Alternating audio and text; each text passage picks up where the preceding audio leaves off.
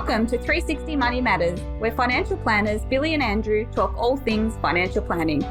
This podcast aims to increase your knowledge and confidence with all things money. Each week, they will cover topics like wealth creation strategies, investment principles, creating passive income, paying off your debt faster, and much, much more, so you can live a life on your terms without limits. Hello and welcome back to another episode of the 360 Money Matters podcast. I'm Billy and I am joined by my co-host, Andrew. Bills, here we are again, back again for another episode of the 360 Money Matters podcast. Andrew, we are back again and I'm loving what this topic is because this is something that goes through my mind all the time, and this is a conversation that we regularly have with clients and all the time. You know, I actually think as I'm maturing, like a fine red wine, I actually think that this becomes a bigger and bigger consideration because, well, I guess what we'll do is we'll share the topic with everybody because maybe that will make a little bit more sense, right? Rather than me just rambling on. What are we talking to everybody about today? Yeah, so look, what we're talking about today is something that we probably didn't get asked very much 12 months ago, but now we get asked all the time. And it's, what do I do? Do I pay down my debt or do I use the surplus money that I have to invest? Which way do I go? Yep. And I guess maybe 12 months ago when you're paying, 2% on your mortgage, and if you can, generate a higher rate of return than that in any other investment, the answer is really simple. But these days where mortgages are at, 6% and plus, all of a sudden the conundrum of do I pay down my debt or do I, take that money and invest becomes a much more difficult question to answer. Yes, it's definitely on people's minds a lot more. And I think from our perspective, seeing this day in, day out, giving advice to people day in, day out, this is kind of going to sound counterintuitive, but just stick with me a little bit. But higher interest rates have had a positive impact in this one area. It's made people pay more attention to their debt. Yeah. The rest of it's negative because it means that you're paying more interest and it's taking more money out of your pocket to achieve the same thing. But the good thing is for a long period of time, we haven't needed to worry about our repayments as much or even necessarily about the amount of money that we were borrowing because money was so cheap. Whereas now it's obviously getting more expensive to hold that debt. It's becoming more and more difficult to be able to service that. So people are paying more attention to their cash flow. People are paying more attention to the amount of debt that they've got. So this exact piece here is, okay, geez, it's getting expensive now versus what it was maybe 12 months ago. All of a sudden, I'm paying more attention. And you know what? This is driving me nuts. I don't meet the sleep test. I've got extra money. What do I do? Because I want to get rid of my mortgage as quickly as I can. Yeah. So that's part of the rhetoric that we're seeing.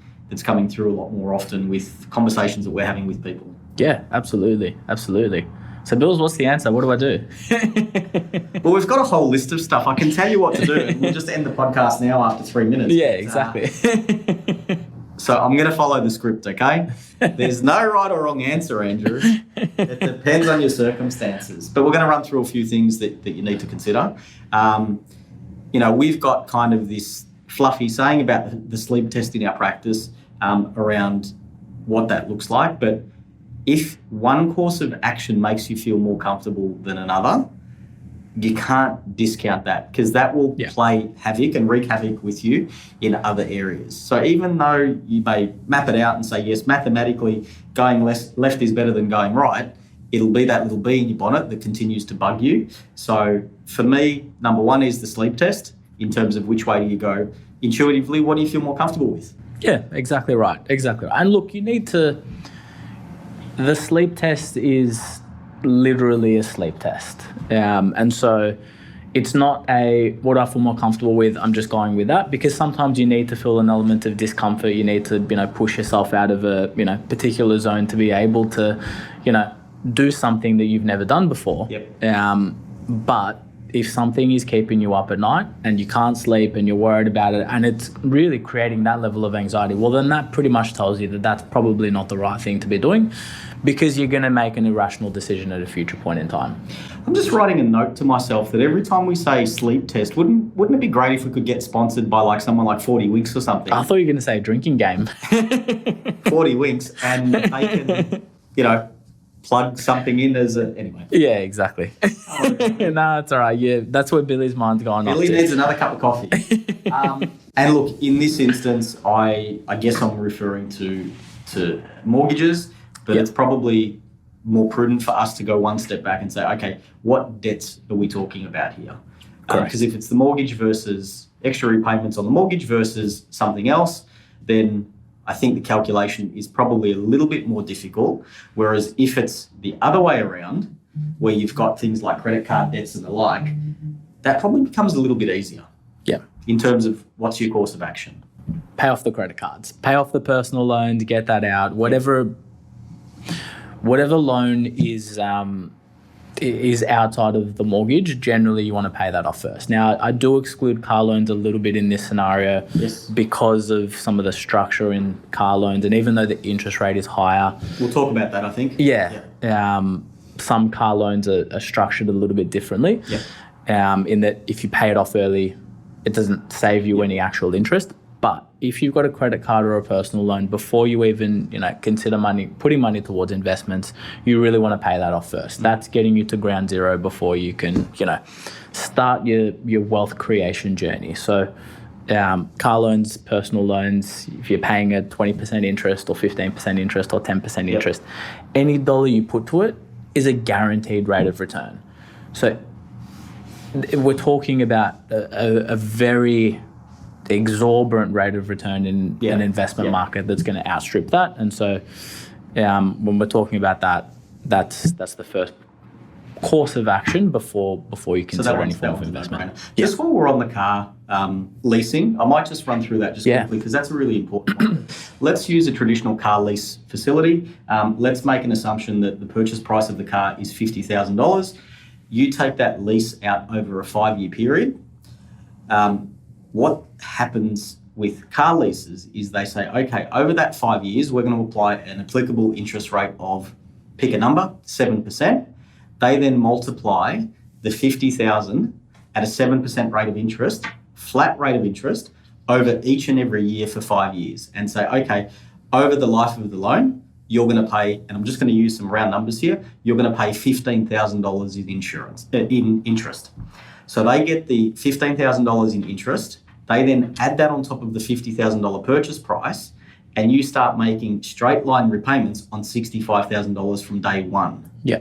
So what they will do is they'll get $65,000 and they'll divide it by 60 months or 60 if you're doing a 5-year term, and you'll pay the same amount each and every month until you run it down to zero.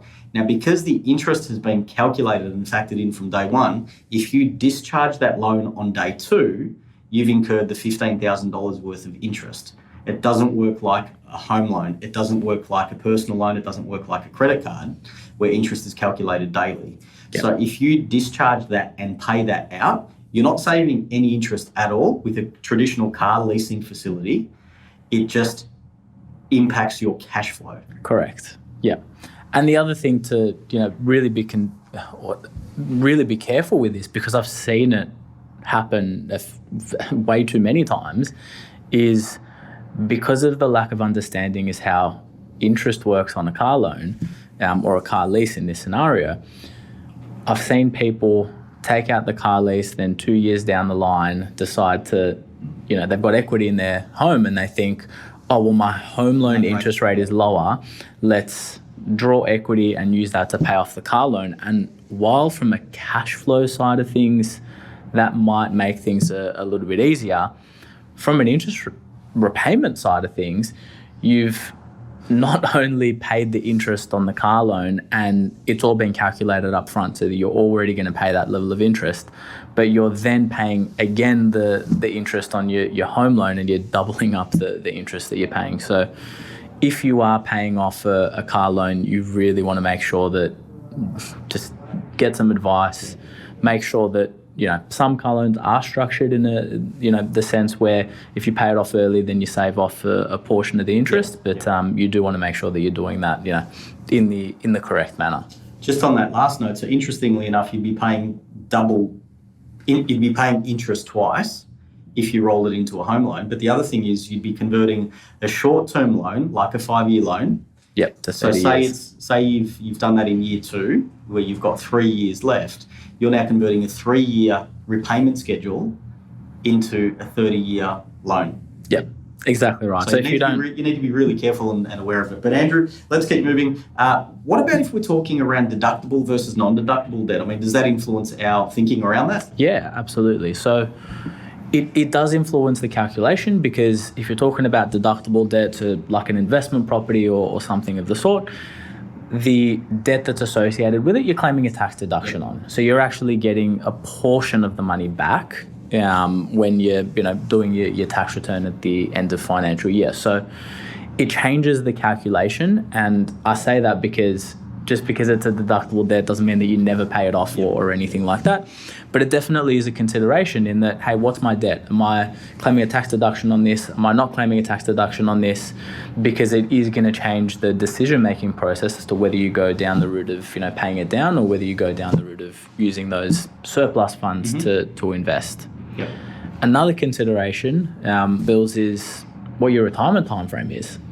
Yeah, so when we think about this, I mean, if you're talking purely, do I pay down debt or do I put it into superannuation?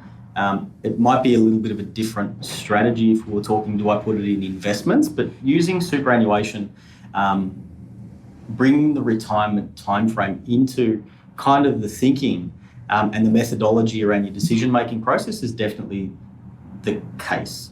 From our perspective, what we try and achieve for the majority of our clients, if we can, you want to enter into your non-working time frame of your life, call it retirement. Yep.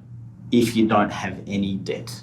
Yep. And I go as far as say any debt, deductible, non-deductible, but bring it back to I guess the main or the majority of debt that the most amount of people are carrying is their home loan, right? So if you can have your house discharged before the time you access super, then so looking at your glide path and your time frame, if you maintain the status quo, that will help you with your decision-making process. So if, as an example, you take out a loan at 40 and you took a 30-year loan, you're going to be 70 by the time you pay it off. You may turn around and say, well, hang on a sec, I want to retire at 65. But if I keep my repayments as per my contract, I'm going to end up with 5 years worth of repayments to make by the time I finish work. So you might turn around and say, okay, I need to shave off 5 years. Yep. So that could be part of... That's going to eat into the surplus income that you have that might be available for investment. But if that's the case, then using your retirement time frame, that could help you make not make a fairly easy decision, but in terms of making a decision, helping you go in one way or another. So putting some tangible numbers around it. Yeah, and looking at your risk tolerance as well. I mean, in that exact same scenario, some people are prepared to and want to take on a greater amount of risk. So some people say, you know what? I don't want to shave off 5 years of my retirement. Let my home loan tick along until age 70. I'm going to, put additional money towards superannuation because it's going to be tax deductible in terms of the contributions, but I've also got an opportunity for it to grow potentially higher than maybe what my mortgage repayments are. And when I retire at the age of 65, then I'm going to pull the money out from superannuation and discharge the mortgage. So there are different ways to do it depending on, what your tolerance to risk is, what your comfort levels are, coming back to that sleep test again, or potentially doing a combination of both strategies. It sometimes doesn't need to be one or the other. You kind of meet in the middle and use some of the benefits and elements of both in that. Well, let's be realistic. I mean, most of the time for us, it's a combination of a handful of strategies put together. Yeah. But that's just because we like the idea of doing a bit of everything. And that forms part of the modelling and part of the strategies and things that we do. Andrew, thinking around the mortgage or the debt repayment, you were talking about your rates of return. So if you put $1 into, say, your mortgage, it's a guaranteed rate of return versus if you put it into an investment, we'll call it superannuation. Obviously it's subjected to markets. So what's the thinking around the guaranteed rate of return versus trying to achieve a market rate of return and taking on risk? Yeah, look, I'll I'll take it in a slightly different context because it's probably a little bit easier to explain when we're talking outside of superannuation, so that you're not needing to, worry about the tax element of it. But let's forget about tax in this scenario, just to make things a little bit easier, right? I hope our accountants listening. Yeah, we are forgetting about tax. We're not paying attention to it. No, not at all. Not at all. No, who pays tax? Do people actually pay it? Hayden, if you're listening to this, I know you're freaking out, mate. It's okay. So let's say you've got a parcel of $10,000, right? You've got a mortgage where your, mortgage interest rate is 5%. Yep. If you've got a parcel of $10,000 and you put that towards your mortgage, well, then you're not paying 5% interest. So effectively, you're getting a guaranteed rate of return of 5%. Now, we want to put it into tangible numbers. You're getting $500 out of putting that additional money, or you're saving $500 in interest by putting that additional money towards your mortgage. Mm-hmm. On the flip side of it, let's say you take that $10,000 and you decide to invest that $10,000. Now, magically, you don't pay any tax in this scenario, and you earn that same rate of return of 5%. You've now made $500 in additional income. So you could theoretically take that money out and pay that towards the mortgage, and all of a sudden you're in equilibrium. Mm-hmm. But if that $10,000 was invested and you earned a 10% rate of return, well, all of a sudden you've got $1,000 in additional income or additional money. So by putting money towards the mortgage, you're not going to be getting anything more unless the interest rate increases or decreases. By putting the money into investments, you could be getting a 10% rate of return. You might get a 0% rate of return, and all of a sudden it would have been actually, the opportunity cost of putting it towards the mortgage. So any dollar that you put towards a debt is more or less a guaranteed rate of return, and that sets the floor as to what you need to achieve on the flip side in order for it to, be more beneficial. Don't know if that helps people with the decision-making process or not, but it's a relevant point to kind of just more so into the psyche around, do you lean one way towards, having that guaranteed rate of return, knowing that dollar is doing 100% of the lifting, versus over on the other side, it's an opportunity to be able to try and outperform. And it's interesting, not for this podcast, but we talk about our debt recycling strategies. So that's something that we've spoken about before. So if you haven't heard that, or if that's a new term, definitely recommend and get across that and listen to debt recycling, because that is really changes all of this and kind of combines both into one, right? Absolutely. Inside versus outside, superannuation versus non-superannuation investments. So obviously there's a different taxation environment as well too. So needing to consider what's going on from a tax perspective as well, because it's all good and well when you're investing and you're aiming for the stars and hopefully you achieve what you want to achieve. But the tax scheme in Australia in superannuation versus investing in either your own name or through another vehicle or whatever it may be is different. And while that may not make too much of a difference today when you're investing and putting the money in, when you either go to sell or start to draw down on the income, especially as your portfolios get bigger, it becomes a much larger consideration as well too. Yeah, so that exact scenario that we were talking before, if you're putting money towards investments and the intention is to sell it to pay off the loan, well, you do need to consider your capital gains implications in selling that asset as well, because you may not be achieving all that you think that you're achieving. But in addition to that, there's also the contributions towards investments. Like if you're putting $500 a month into your home loan, you're putting $500 a month into your home loan and saving the interest rate. Whereas if you're putting that as a pre-tax or concessional contribution into super, well then not only are you having the opportunity to achieve a higher rate of return, but you're also getting a tax deduction on the contributions on the way in as well. So that does change the decision-making process and the calculation as well when you're talking about, inside or outside superannuation as well. Yep. We spoke about retiring with debt, so I think that there was pretty much that was covered previously. So projecting out in terms of maintaining the status quo around your mortgage, where am I going to get to if I continue to just make my contracted repayments? Where will that end up by the time I expunge that debt, with the thinking that I'm going to enter into retirement without any debt. Yeah. And that helps shape your thinking as well too. The emotional response around an interest rate environment where rates, well, it's going to be interesting to see where it goes. Last week's podcast, we spoke about where we're at from a rate perspective, but the emotional response around not knowing where rates are going versus not. Yeah. How does that then play into our thinking around this, Andrew? Yeah, look, I think the important thing to kind of take out of this is, am I making a decision now based off my emotions now that interest rates have been rising at such a rapid rate, or is this actually a rational decision-making process? And I say this because I actually had a conversation with a client about this this week. We were talking about their strategy and what we were doing. And they were feeling some additional cash flow pressure because of the interest rate rises and the environment that we've been in.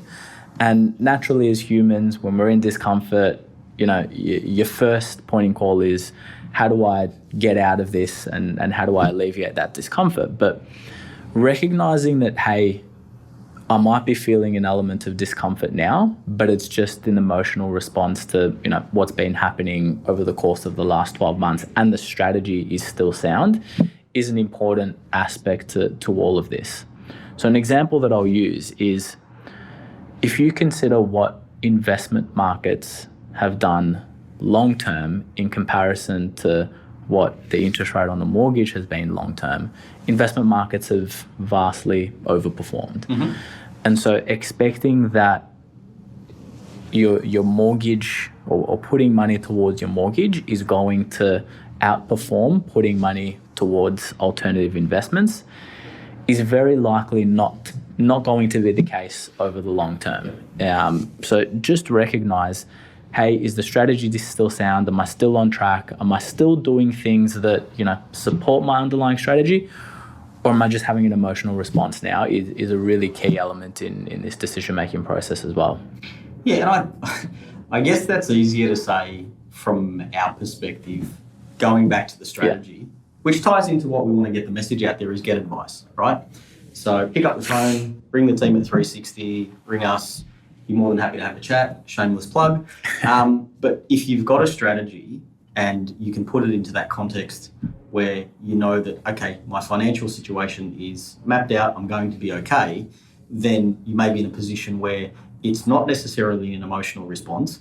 You stick with, assuming that your strategy is sound and robust, you stick with that strategy and you know you're going to be okay. Yeah, exactly. So, look, I can't downplay the value of advice, just in terms of comfort and peace of mind. And knowing where you're heading, right? Because if you don't have a strategy to fall back on, then all you end up doing is just, making decisions based off the here and now and not considering anything into the future. Yep. Thinking around debt, leveraging, wealth creation. Yeah. So it's interesting because on one hand, we've been talking around eliminating debt versus a different option. But once again, debt in the wealth creation journey is a prudent strategy if used the right way. Correct. Which kind of not necessarily goes against what we're saying, but it may mean that debt is increasing as opposed to decreasing, right? Yeah, exactly. I mean, debt's a magnifying glass. So if you're using debt to invest, all it is a magnifying glass in that, any additional dollar that you earn in a rate of return is only going to get magnified. And on the flip side, any dollar that you lose is also going to get magnified. And so recognizing the power of debt, the power of leveraging, and doing it in a prudent way does mean that you can use debt to do both, to invest and also to be able to achieve a greater level of wealth creation. Throw back to the debt recycling strategy because that one, it's massive. Maybe we do that as a part 2 for next week's episode. Yeah. We jump back into debt recycling as well too, so it can be a bit of a continuation in terms of this particular strategy. There you go. We're planning our episodes on the fly in the next podcast, in the previous podcast. So, I guess closing remarks from me: if you've got the time frame, if you've got the cash flow, the standard thinking that I tend to have is do both. Yeah.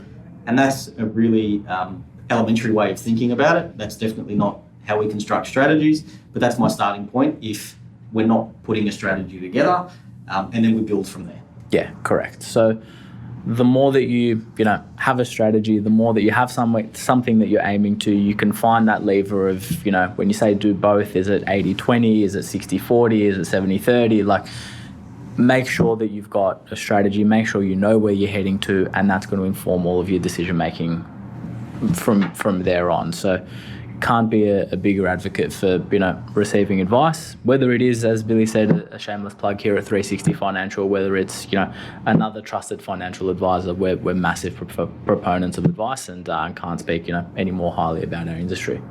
Andrew, well said, well summarised. Love that episode. I think there was a whole heap of value in that for our viewers and our listeners. Yeah, like and subscribe. We'd like to thank you for listening to this episode, and look forward to catching you on the next one. Cheers. Thanks for listening today. If you have any questions on what we've talked about or would like to have a chat about your money journey, visit us at 360fs.com.au. Just a reminder to our listeners that the information contained in this podcast is general in nature and it is not intended as personal recommendations for the audience. Please consider whether the information suits your circumstances before acting on it. This information is provided by Billy Amaritis and Andrew Nicolaou of 360 Financial Strategists Proprietary Limited, authorised representatives and credit representatives of AMP Financial Planning.